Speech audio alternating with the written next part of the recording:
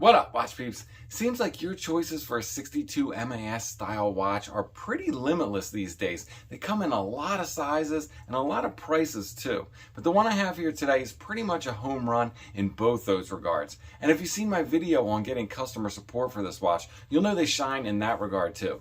All right, let's get to it. I'm Pete and we are Chillin' with Watches.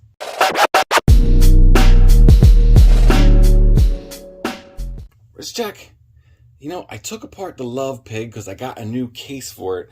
And well, I couldn't just leave this thing empty, so this is what I put in there for now. I doubt it's probably going to stay like this, but kind of fun for now. Replete with kanji day wheel that is crooked because it's made for a 3 o'clock crown. But all right, let's dig into this guy. So what you got here is your standard faux pelican case that so many of the Chinese factory brands are using. And honestly, it is all that I need. Oh, that's a good looking watch.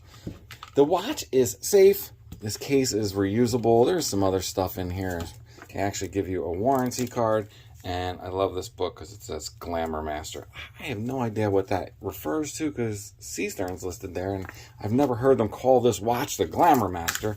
That was my nickname in college. But otherwise, I don't know what that means. But check this bad boy out. Now, the size on this guy is awesome. Seiko had come out with that first kind of 62MAS reinterpretation. For me, it was just too big. Then they came out with the SPB, the 63MAS, and the size on that one is really nice. But if you really want to capture the 62MAS case, it has to be sized like the original. And this Seestern does a great job of that. It comes in at 37.2 at the case, 38.2 at the bezel. Just a fantastic size. Now they have some awesome dial color options for this watch. You have this really dynamic gray sunburst that we have here, but there's also a matte black, there's a blue sunburst, and then there's this incredible looking red fume dial, all with matching straps, I should mind you. And they come in at 180 bucks. I managed to get this one closer to 160 using some codes. Now, this case is iconic for a reason.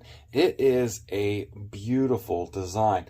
The straight cut lugs, both at the case and at their ends, they have a really nice size mid case with a really sweet turn down to them. And this turn down allows the case back to be kind of tucked up underneath the watch. It does show some modest amount of case back, but they managed to get it higher than the bottom of the lugs. You do have drilled lugs and this really kind of pretty chamfer that runs the length of the case on both sides. You have a really right-sized crown here at 6.3 millimeters, signed with their C-Star logo. That's not actually blue. There's like a protective thing on there that I just never got around to peeling off. And the case back is actually pretty cool. It has a deeper, kind of more detailed Great Wave kind of design on the back there. Now this one does not have the misspelling that the V1 version did. I can't remember what it was they misspelled. Sapphire maybe. I think it was stainless. It didn't. It was missing the I. They have fixed that in these versions, and you know, it's a really pretty simple case back. You have a really nice coin edge bezel that sits well in proportion to the case. Ceramic insert. It is not loomed, only at the pip.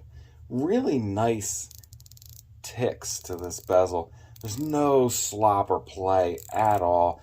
I would say it's more on the tight side than on the loose side. It just feels absolutely great, and the alignment is spot on. The dial layout on this one is also true to the original with these big, heavily loomed rectangle markers. You have this nice thick frame date window over at 3 o'clock and a lovely gray sunburst pattern to this one. I even think they chose great fonts for this one, and they kept the dial text to a minimum. You have the same stick hands that you would find on the original, and they did a good job of the size of these hands. I think the thickness is well in proportion to the size of the case and the indices, and the length is really good too. I love FKM straps, and this one is pretty awesome. It is thin and flexible. It's got a really nice texture to it. Kind of reminds me of this other one I reviewed here, but This one's thicker. I kind of like the one that comes on the Seestern a little better. I like that the texture covers almost the entire top of it. It might be a tad long for those with smaller wrists, but I find it perfectly serviceable. Has a nice signed buckle to round it out. Now this one is running a Seiko NH35, so let's start on the Timegrapher and see how it's running. This one seems to be settling in somewhere around -10 seconds per day. Has a good healthy amplitude for a Seiko movement. Pretty minimal beat error at 0.3. I know most people would prefer their watch to be fast rather than slow, but you know, for a Seiko NH35, anything within 10 seconds a day is perfectly fine by me. Going over the dimensions of the watch, as I mentioned, we are looking at a 37.2 millimeter case, 38.2 millimeters at the bezel. It comes in with a nice tidy 46.2 millimeters from lug to lug, and it is 13.2 millimeters thick. That is including this domed sapphire crystal, and it has a 20 millimeter lug width. Going over some of the other specs, as I just mentioned, there's a very slightly domed sapphire crystal here. It doesn't say exactly what kind of lume, it just says Japanese Superluminova, and I'm going to guess that is what this is. I don't believe it to be C3. It's definitely not BGW9, but it does glow very nicely, as we'll see at the end of this video. And this one is running the Seiko NH35 movement, and it has 200 meters of water resistance. On the supplied FKM strap, it is a very comfortable 95 grams. So let's take a look at it on wrist.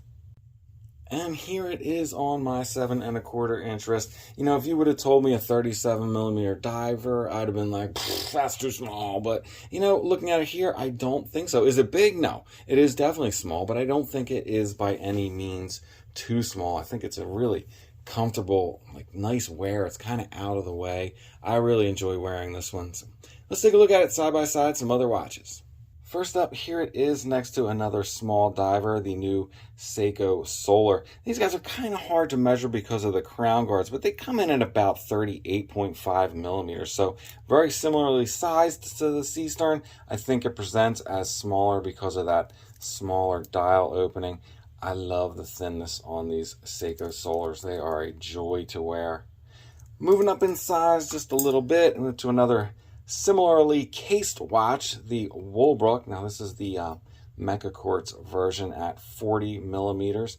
And I think you can see the Woolbrook has a larger dial opening in proportion to its case size, just like the Seestern. So it shows as 40, and I think this shows more like it's 38.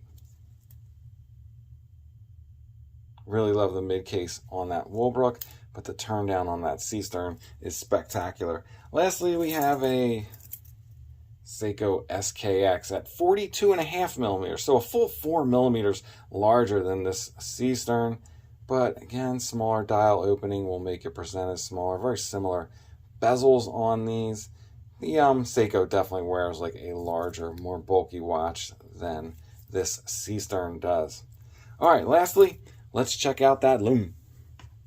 Peep the Lume. And check that bad boy out. Like I said, I don't think this is C3. It's probably just Japanese C1 Lume, but they used a heck of a lot of it because it glows really bright. And check out that lumed date wheel at 3 o'clock. I love that Seestern is doing that on their watches. It just makes that date kind of blend right into the hour markers, and it's super cool. So there you go, the Seestern 62MAS. I know I talk a lot about finding balance on this show, and what I'm talking about is finding balance between quality and price and design. Now the balance may be different for a lot of people, but when you find it, those watches are usually crowd pleasers. And this is a really handsome, well-built watch for not a lot of money. All right, before I let you guys go, sneaker check, wear my Jordan 3s. That's it, I'm out. If it's not too much trouble, please like, subscribe, and come back next time. Peace.